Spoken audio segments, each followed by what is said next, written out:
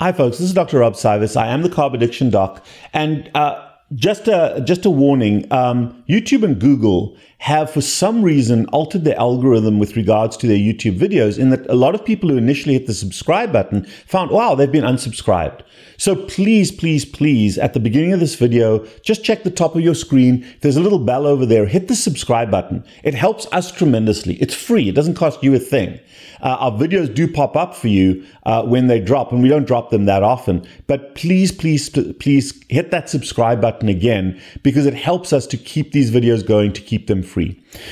Today, we're going to talk about something that I think is misrepresented or underrepresented in the keto community, or really falsely represented. And I use that word specifically, falsely represented. The ketogenic movement is very heavily focused on macronutrients. We recognize the danger of carbohydrates. There's only 3 macronutrients: carbohydrates, protein, and fat. We recognize that the world has become very carbophilic, and we recognize the diseases and the lack of necessity of carbohydrates. So we've moved away from that. And we've become, from a macronutrient perspective, dominantly eating protein and fat. And that's where the high fat movement comes in. But really what it is mostly low carb. That's more important than the high fat. The fat suppresses appetite. It's useful to get in to begin with. But this talk is not about macronutrients. It really is that our heads are so wrapped around macronutrients that I think we've decreased our focus and our importance on micronutrients. And folks, the human body, in order to be healthy, requires vitamins, minerals, trace elements. Those are the micronutrients that we need.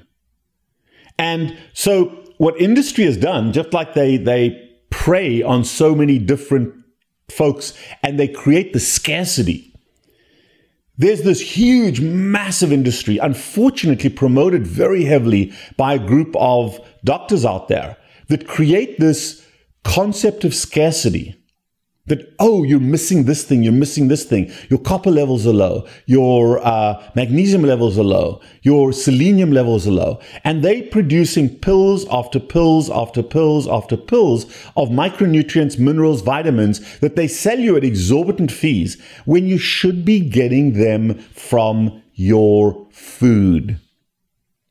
We exist as a species because we never took those pills. There isn't a pharmacy behind the third bush on the left on the savannah that sells micronutrients.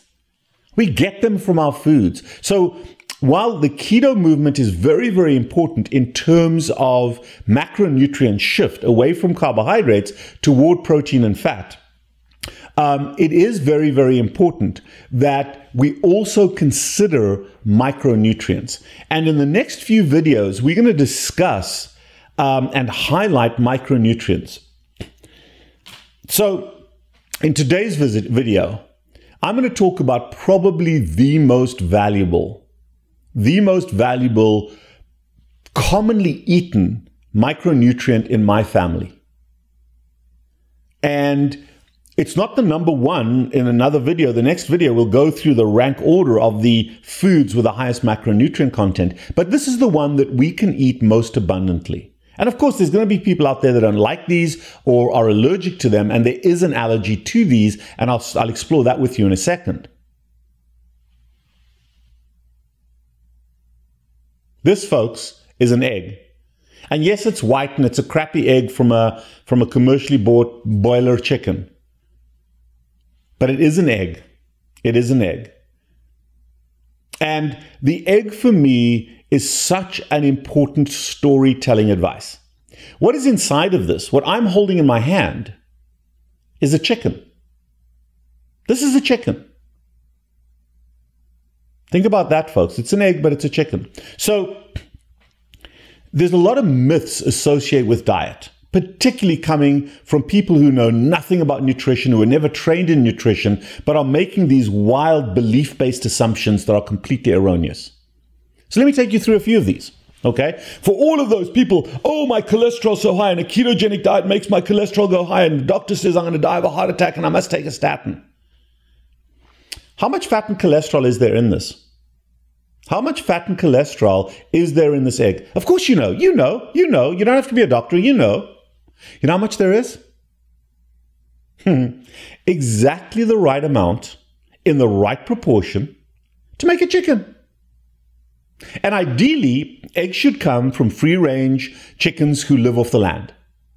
But sometimes we can't afford them. Sometimes we can't access that. This egg right here, if fertilized, would still become a chicken. Is it perfect? No, but it's so much more perfect than any other crap you can eat, than a bowl of cereal. So I really don't care what type of egg that you eat at first. There's an ideal. Hell, I'd love to drive a Porsche. But you know what? A regular old clunky car still gets me from A to B.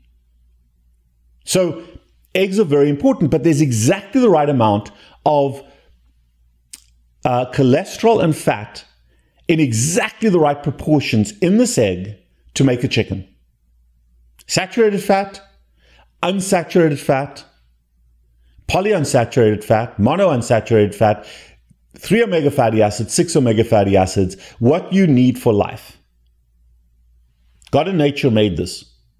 So anybody that tells you that fat is really bad for you, that cholesterol is really bad for you, and you've got to watch your cholesterol, you've got to watch your fat, has basically decided that they are better than God and nature, that they know more. You know what, God and nature, you guys are wrong. This egg is wrong. It's bad. I know better. You shouldn't be eating fat. You shouldn't be eating cholesterol because it's so bad for you.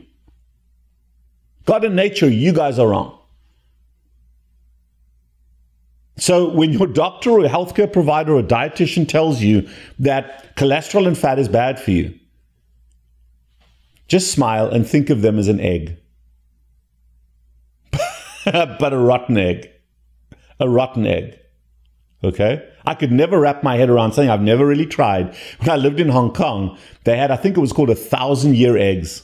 And just the concept said, no mas, not going to do this one. But be that as it may, think of anybody that tells you that fat and cholesterol is bad for you as a rotten egg because they do not understand. Now, the flip side, so many people believe that sugar is necessary for the brain. You must have 100 grams or 75 grams of sugar every day. Your brain needs it. It is true that your brain needs some sugar, but your liver is really good at producing that sugar. But you must eat sugar. You can't live without carbohydrates. They're so important. Okay. How much carbohydrate, how much sugar is there in this thing, this egg? Folks, it's less than 1 gram of carbohydrate.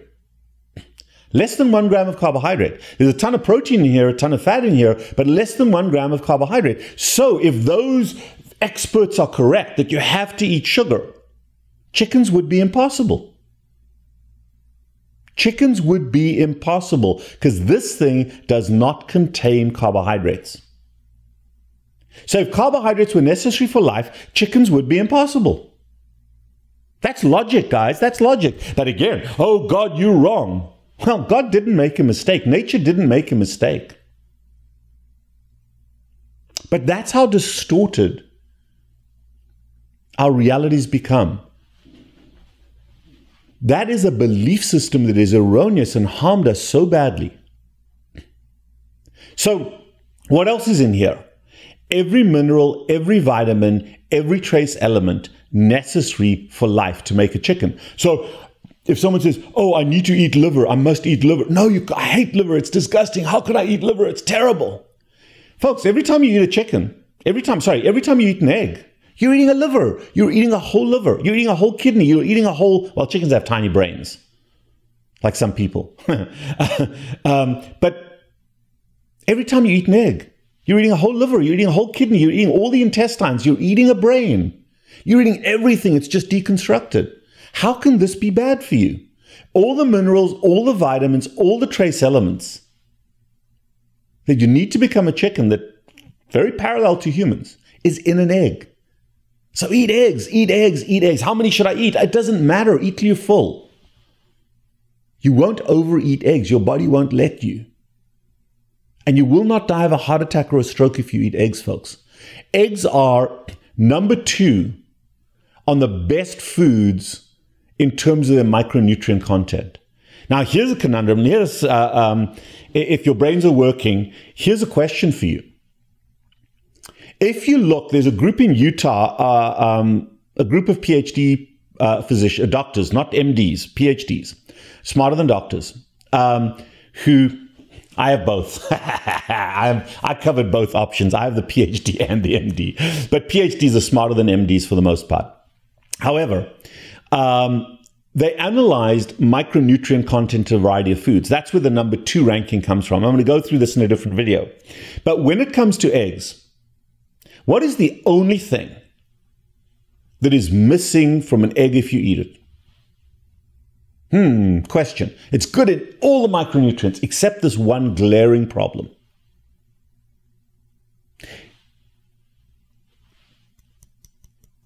All the calcium that the chicken needs for its bones is in the shell. When you eat the egg, and please don't do this at home, don't eat the shell. But when you eat the egg, there's no calcium in the egg itself. It's in the shell. And the chicken, as it develops, gets that calcium from the shell. But eggs are low in calcium. That's the only thing they're really low in. So how do we fix that? How do we fix that? And this is one of the most wonderful things that I do. First of all, I love it. Secondly, from an emotion management perspective, it just blows my mind every time I do this. And it's so simple. I'm a simple guy. The single best micronutrient mix that you can eat on a regular basis is an egg and cheese omelet. Because cheese is number 3, dairy is number 3 on the best micronutrient range. Highest number of micronutrients. We're going to discuss that in another video. The range of micronutrients. But dairy contains a massive amount of calcium. Oh, but dairy's so bad. Bullshit, guys. Dairy is not bad. Do not let the internet contaminate with that. If you don't like it, if you're allergic to it, fine. Fine. But for the most of us, we've got a mental block against dairy being so bad. An egg and cheese omelet is one of the healthiest micronutrient meals you can eat from a nutritional perspective.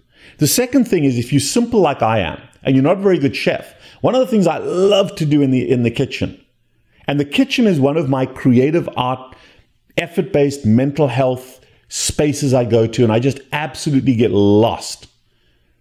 Cracking the egg, trying to crack it with one hand, playing games with that. It's silly. Cracking them into a bowl, whisking them until they're nice and fluffy, adding my salt, adding a little bit of pepper if you choose to, adding a little bit of heavy cream. Yes, heavy cream to my omelet. There's my dairy. And then grinding up some cheese and choosing what flavor I want. Do I want goat's cheese? Do I want mozzarella? Do I want Swiss cheese today? Do I want blue cheese in my egg? Your choice. I can flavor it how I want to. And some days, folks, my omelet looks like Bobby Flay was beaten on that day by little old me. And some days it looks like my dog threw up on my plate. It doesn't matter.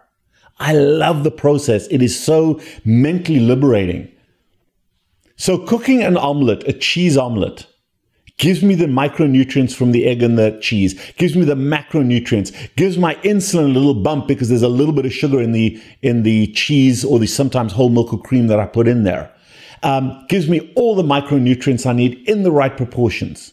One of the single best meals that you can eat is a cheese omelet or fried eggs or eggs of any kind on a slab of cheese.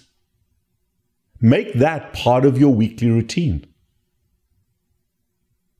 This is not difficult to understand, folks, but you got to la la la la la la la to all the bullshit expert noise from out there. Cholesterol's bad, fat's bad, you got to eat sugar. Come on, man. Excellent. Excellent. And of course, you want to use a little bit of butter and ghee to fry it, to get, not a lot, a little bit to grease the pan. How good is that? I am Dr. CYWES. I am the Carb Addiction Doc. If you want a consult with us, please give us a shout. 561-517-0642. Text, WhatsApp us anywhere in the world. We do consults all over the world. And now, folks, oh, look at that. That's a boiled egg. Cheers.